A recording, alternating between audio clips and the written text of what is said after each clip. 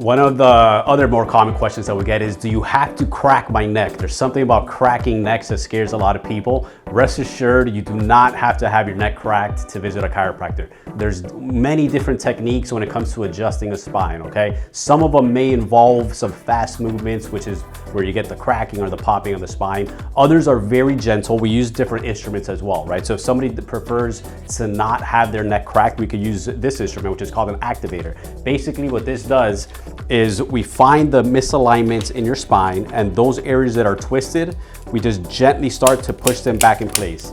Now it makes a loud sound and it's a little scary, but all you feel is somebody just kind of tapping on your back. There's no cracking required with some of the techniques that we use in this office.